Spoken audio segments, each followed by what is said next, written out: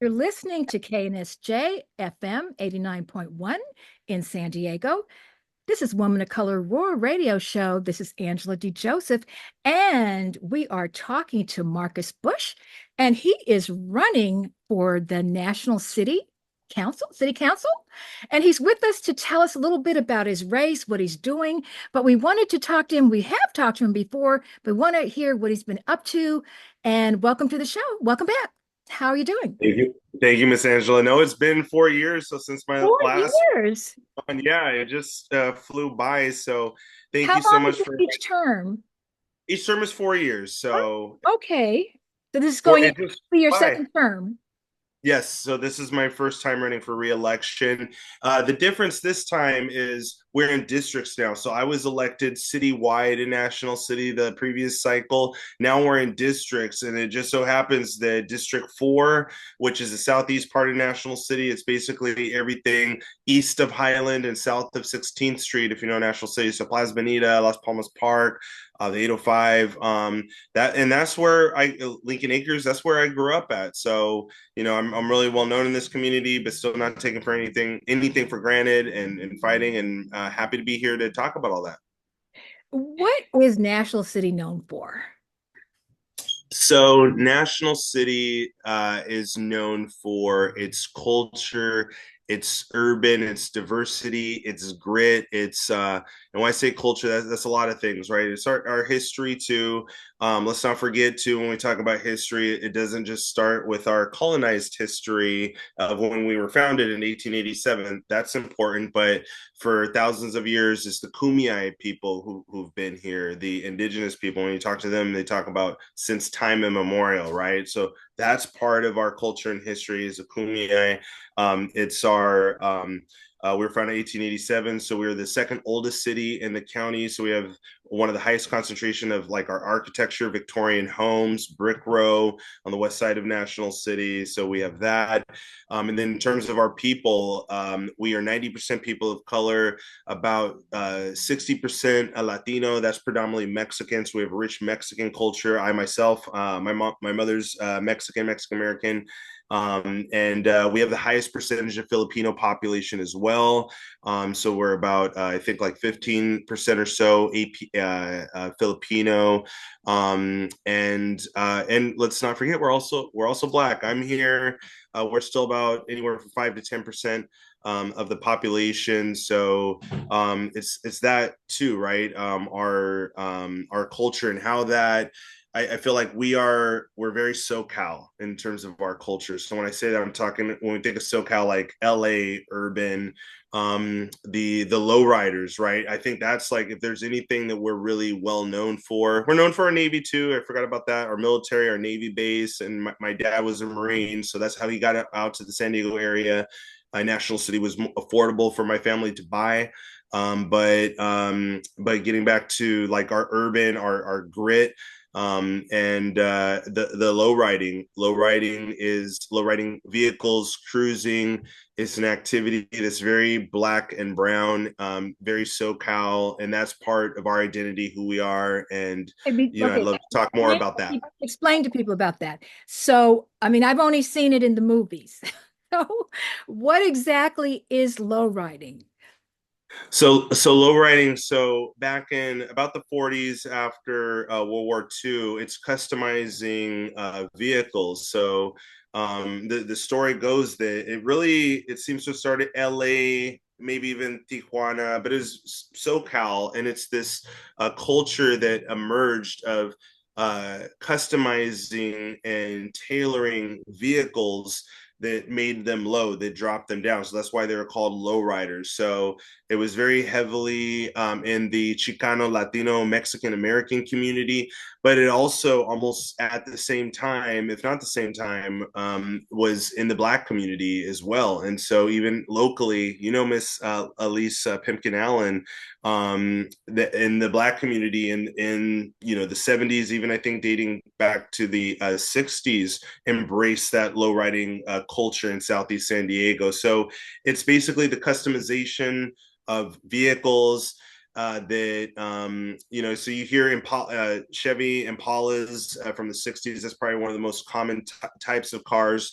but customizing the cars, they become work of arts. They become the expression of the drivers, of the owners, and they're their own mechanics, do their own paint jobs, and it's beautiful. It's culture, it's artwork, it's also the music. So if you think of oldies and in cruising, going up and down the street, listening to oldies, which is predominantly Black music. It's also Latino music too, but you'll see, because this area is predominantly Mexican, but you'll see Mexicans playing Black music, and that's like that fusion that I think is so beautiful, SoCal and National City. Now, is it where people come out like, like a parade and watch the cars go by?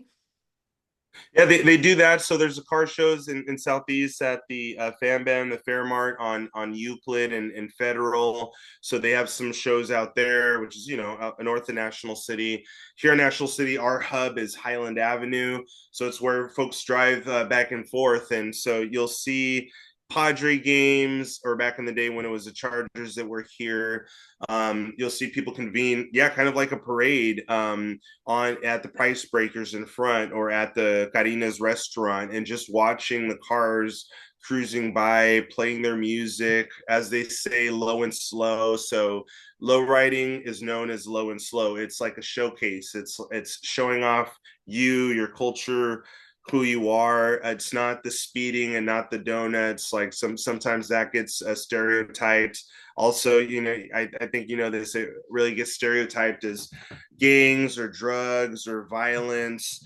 And of course, like anything, right? Like any big event, there's sometimes going to be issues or problems. Any party you go to, or any big event. So like whether like the Charger games or Padres, especially involving alcohol, there's fights all the time, right? If you remember, especially like Chargers and Raiders, but nobody ever said let's cancel sports, let's cancel the Chargers, let's cancel the Padres because there's a fight. Because no, we understand that it's sometimes just a few that mess it up for everyone. And it's the same with low riding. Like not everyone is involved. The majority of folks are not involved with gangs, but they get stereotyped, or people get stereotyped like that. And I think at the end, it's been historically about Black and brown joy, right? Like that low riding cruising is Black and brown joy. It's us going out in the public and convening, seeing each other. And back in the day, it was about squashing that. And now we're reclaiming that and saying, no, this is us. We're not gang members. It's not drugs and violence. This is family. This is community. This is art. This is culture. So now, what was the legislation that was going on that there was controversy over in National City? Yeah. And so when I first got elected, I got elected 2020, and that was during the pandemic. And so December of 2020 and November, it was a big like the it shot up again, the rates of infections and all that. So and there was one community member in National City. Her name is Marisa Rosales, and she's part of Duke's Car Club. She has a 1949 Hudson, and she decided, you know what, I'm tired of just being cooped up in the house. Let's do cruising. Cruising is a COVID safe activity because all we're in our cars and we're going back and forth. And she chose to do National City Boulevard, which is our mile of cars, which we're known for as well.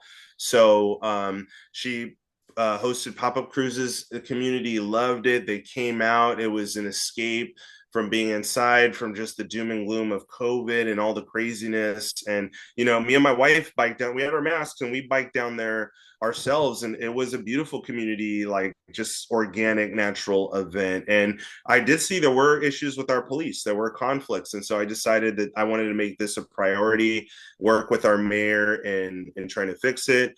Former Mayor Alejandro Sotelo Solis, our first Chicana mayor, and so she was initially supportive, and for that first year and a half,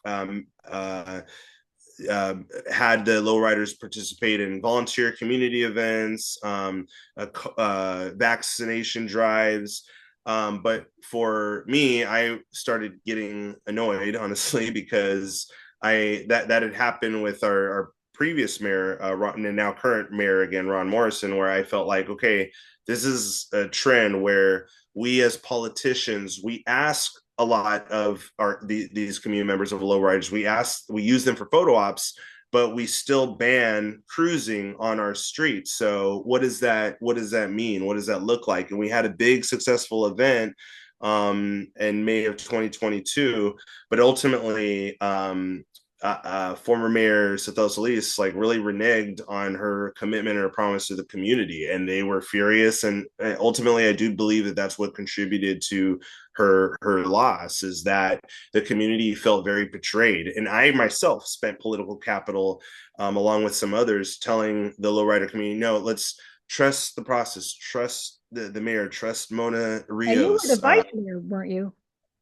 I was, and it rotates. It was a year, but I put my political capital on the line, my reputation, and so I myself was deeply disappointed that our two Chicanas on the city council, that they betrayed the lowrider community, and they're no longer there on council. And so I think that was also a lesson that don't underestimate lowriders, don't stereotype them thinking they don't vote or they're not participating, because they will come out and support, but people who and politicians who are going to support them as well.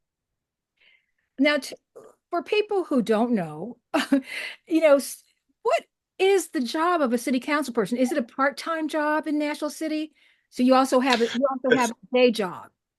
So So, it's technically part-time. If you want to be effective, and I'm so glad you brought this up, because I will speak the truth on this. It should not be compensated part-time.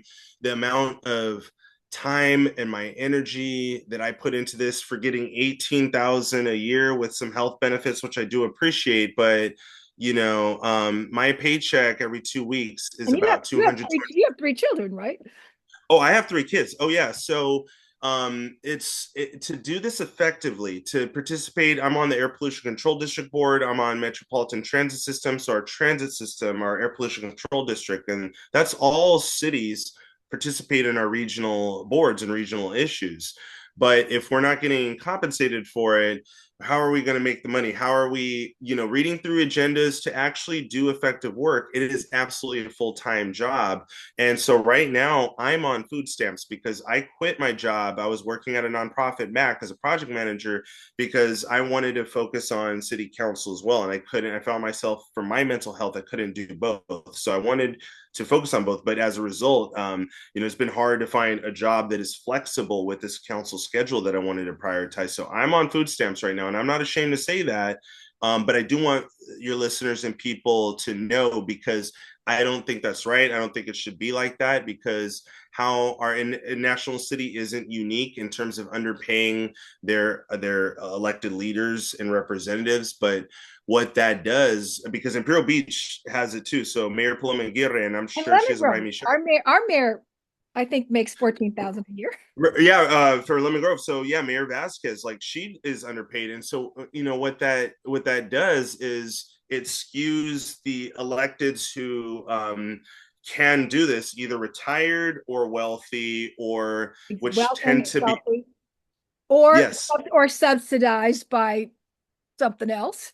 or doing something corrupt and getting their money hidden somewhere else, right? Like that. Let's be real, that happens too. And so, and or it even skews, because it's wealthier and whatnot. It skews more white that way. So for me, as a young Black Mexican, a father of three, it is very hard for me to participate, but I absolutely bring value. And I'm not just talking about race. I'm talking about my education. I have my master's in real estate development. I got my undergraduate in city planning. I've been on the Chamber of Commerce. I've been president of our Rotary Club. So I absolutely have experience and value that I bring, but I don't get that back in return from the community. I'm not compensated for that. I'm way underpaid for what I do, and it's not right. It's not going to be fixed overnight. So I'm still going to stick this through, but I'm committed to fixing this, not just for myself, but just like in our region, or really in the state. We need to pay our electeds more. So, what is the job exactly? Yeah, so the job, we meet every 2 weeks, and it's so we do police, fire services, our infrastructure, so our streets, our roads, You all do the um, budgets. You oversee the budgets. I mean, budget. what you say, yeah. Yep, absolutely. We You have to oversee the decide, we for provide example, the services, budget, the parks, funding. programs. Yes. So, yeah, and for National City, just to give an overview, National City, we're 60,000. We're the most dense city in the county. We have a waterfront, a port, which is a regional asset. So we import, Pasha imports the vehicles, the vast majority of the vehicles in our region. So our port's very important. We also have our military base. So National City is very strategic and very important to our region, but we also get the most challenges, right? We have the highest rates of asthma and cancer from our industrial west side, from our port. A lot of people don't know there's a whole other issue, but in the port of San Diego, technically that's a state agency that controls everything, all the land around the bay. San Diego, Coronado, Imperial Beach, Chula Vista, and National City. It's 5 cities, but National City really just frankly gets screwed over. We get zero in revenue from Patia, from our auto importer. We get so much of the pollution, the traffic, highest rates of asthma and cancer. And we just had a report. So, this is part of the job of city council. We just had a report from our police and fire a few weeks ago that our police and fire services are actually subsidizing the coverage of the port area, the Port Thailand's property. So, and that's been going on for decades. It needs to stop. There's very powerful moneyed interests that want to keep National City down, and we just have to, as a community, unite, educate the public because a lot of our community doesn't know this is going on. So that's one of my fights. So is National City part of the county of San Diego? Yes. Okay, so which supervisor would be? So our supervisor Nora Vargas, who's the chair of the board of supervisors. So we're part of the that South District 1, I think it is, and that's the south part. Okay, and then in terms of representation on the state level, who would be your representative in the state? That's Assemblymember David Alvarez. He's been great. He's helped us. He proposed a port reform bill that almost made it, but didn't get passed. It got caught in committee or something. And David Alvarez has also been great for us because he supported. It's called AB 436. So, getting back to the low riding issue, that he proposed a bill that repealed all of the cruising bans, all the discriminatory laws against cruising in the lowrider community all across the state. So there were several cities up and down the state that also targeted the lowrider community: San Jose, Sacramento, Salinas, Santa Ana, the county of LA. And so his bill repealed all of those up and down the state. So that's something that started in National City. But yes, David Alvarez is our representative as well. So you have people that are of the Latinx community as representatives at the state level, supervisor. Now, what about at the national level? Who's the congressperson? That's Congressman Juan Vargas. So Also, in Juan all of and Juan Vargas. So you and have Juan Vargas, people who are hopefully part of the culture and have an understanding. all Latinos, specifically Mexican Americans. So Mhm. yes, so they are part of the of the culture, part of that majority. It wasn't always like that, So I think Latinos coming to power, being elected positions, having more brown faces, that's important. So, but it's also important too. I'll say this, that as we as Latinos now, we are almost at that point. We're getting there. We're not quite there yet, but in terms of elected office in these positions of power, we are almost getting to the point where we are close to, or closer, I should say, to being reflective of our demographics, our share of the population, right? Like, so, like in Even, National City, for even having the senator too. I'm even talking the even senator, this, I'm right? talking right. Yeah, so we are looking really good with our reputation, like, or representation, excuse me. Like, we haven't before, but we also need to keep in mind not to be exclusive with that too. And so there's been, I mean, I've talked to our other supervisor, Monica Montgomery Stepp, about this. That where there's changes in the population, like areas that were historically more Black, like Southeast San Diego, where Latinos are coming into more of either actually exceeding the numbers of the Black population or like even we can't exclude the Black folks or Filipinos or other minority groups. So, like, it's important to recognize once we as Latinos get empowered too, that we need to also share that power and uplift every group as well. Well, I'll tell you, coming from Los Angeles, I grew up in a multiracial community, and Oh, which part of LA did you grow up in? I grew up. Do you know where LACC is? Los Angeles City College is.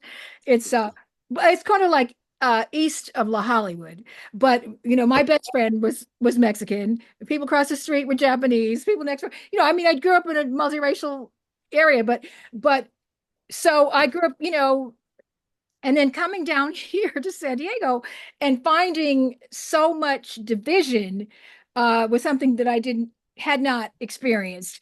And so, but one thing I found about the Black and Brown community here was a competition, and over the political, there was like a little struggle here.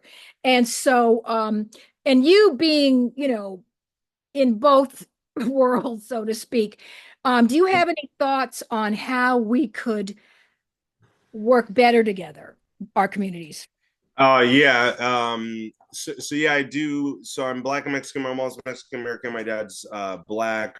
So I absolutely identify as Black. I mean, I identify as both, right? But identify as Black. Like, the reality is that when the world sees me, the world, especially our world in the U.S., they see me, they see a Black man, and I embrace that. I'm proud to be a Black man, right? So another identifier of myself, a Black Chicano. Like, I think Chicano, I really identify with that too. So it's not either or, but I do tend to advocate more for our Black communities. I'm more vocal about that because there's not that many of us in terms of Black electeds, and certainly not Black men. I'm one of 3 elected Black men in San Diego County. Like, that's not, it's me, it's Councilmember Henry Foster, and it's a Southwestern College board trustee Don Dumas. Like, so it's 3 of us, So that's why it's important to, like, for me to elevate that voice, because there's already a lot of Latino representatives out of there. So, and I think it's having uncomfortable conversations, with friends, with allies, when there is, like, so for example, we've had in San Diego, we've had qualified Black candidates and qualified Latinos too. And I have seen a lot of Latinos in power, um, really gravitate towards the other Latino. And so that's where it's like, hey, let's have more a deeper conversation about that. If we have a qualified African American, a Black candidate, like, let's try to be more fair, equitable, and balanced. And why not select a qualified Black person? And so I think we need to have uncomfortable conversations. I think tiptoeing around things isn't the answer. And I can say I've had those uncomfortable conversations with, for example, Supervisor Nora Vargas, and some text messages and comments that got released. And I called her privately. I told her right away, I'm concerned about this, Nora. Like, you're a friend, I love you, but this is concerning to me. She apologized. We talked it through. And ultimately, I also care about the work, and she's in office, and I support her. And so I was happy that she appointed the first Black woman as CAO, Chief Administrative Officer at the county, Ebony.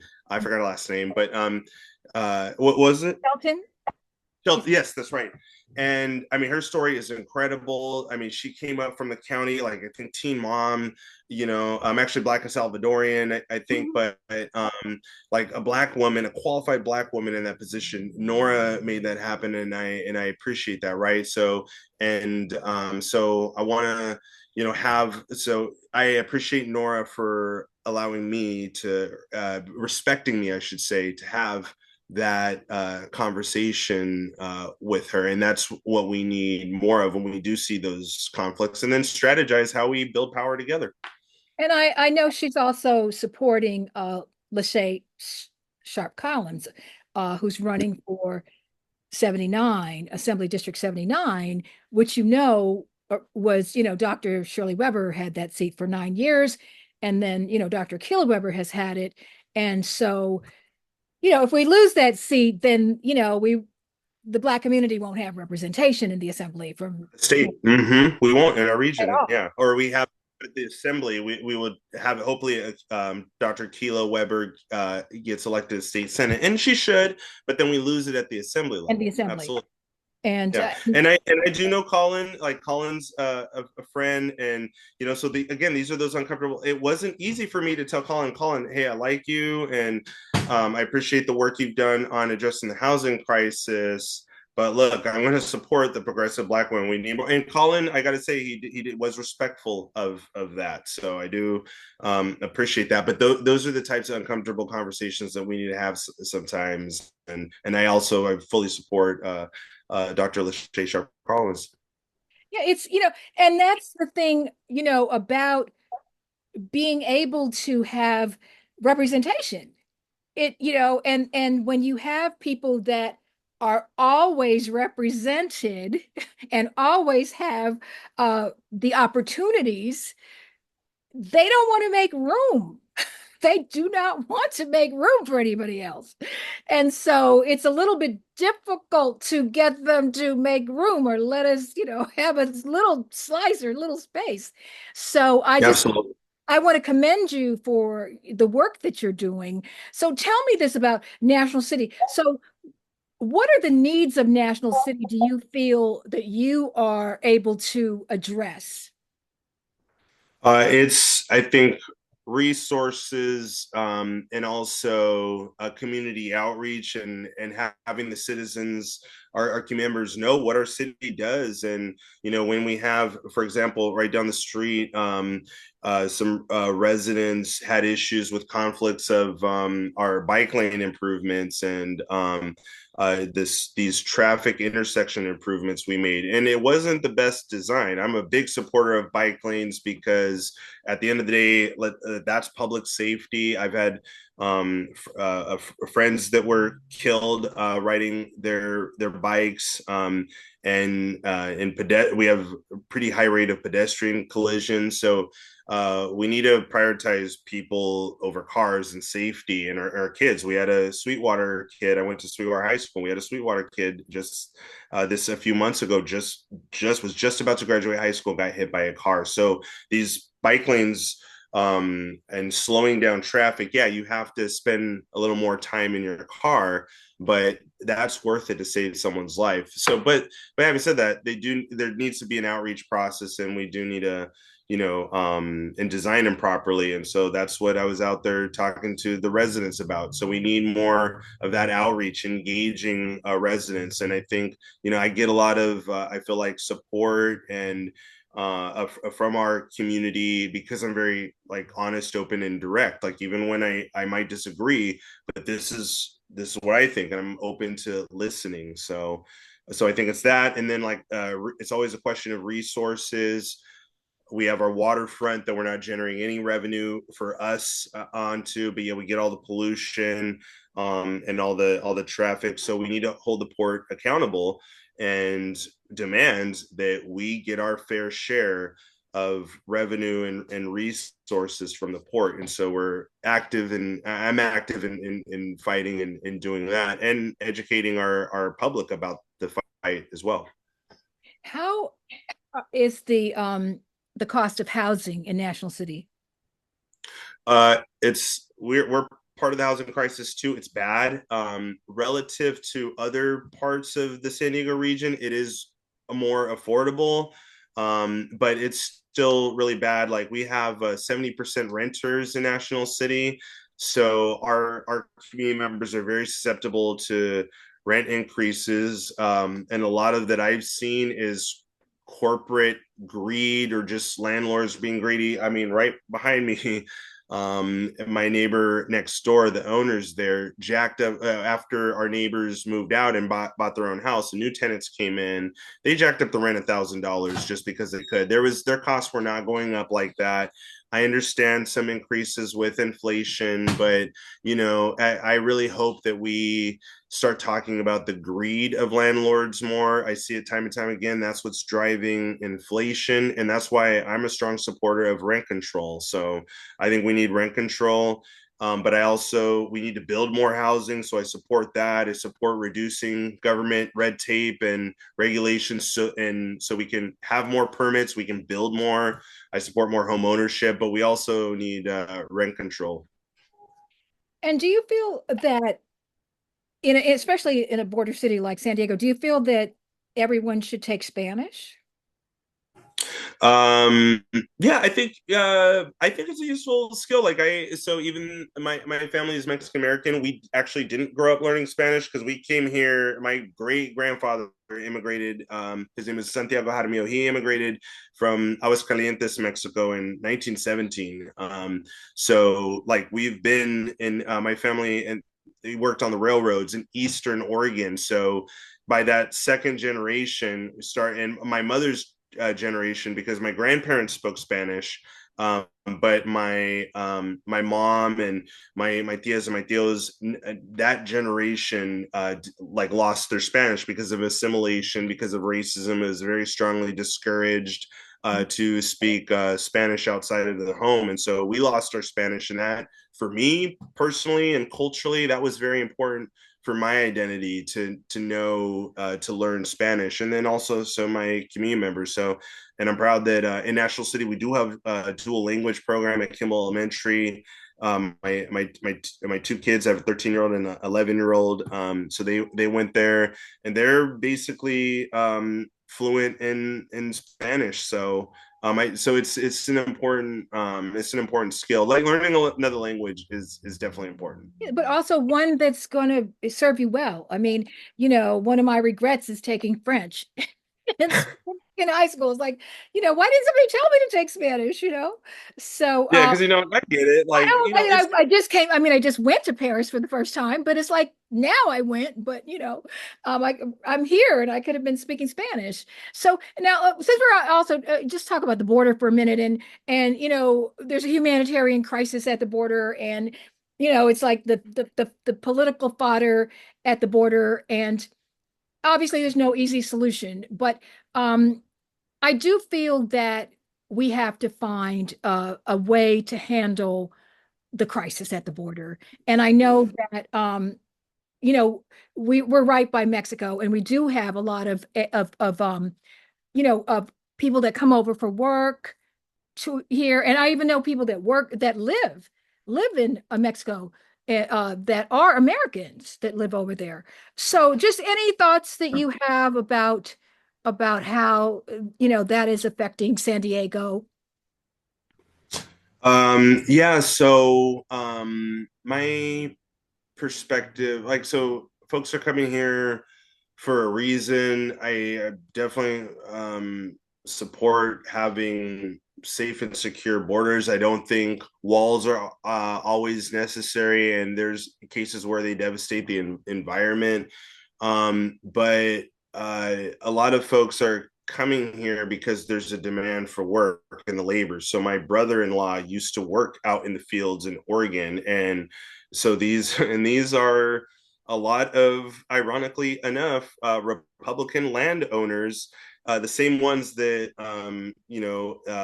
say that there's such a border crisis. A lot of them are the ones hiring illegal immigrants because it's cheap labor for them, because most Americans, myself included, aren't going to want to do that work. Like, and I don't mind, one day like trying it out, seeing how it is on a short-term thing, but it's not what I want to make a career out of. And most Americans don't want to make a career of that. So who's going to do that work? And I think we need a much better system of immigration that allows work permits and people to come in and do work legally and safely, and that's, I mean, that's just a reality. I think our system is largely broken.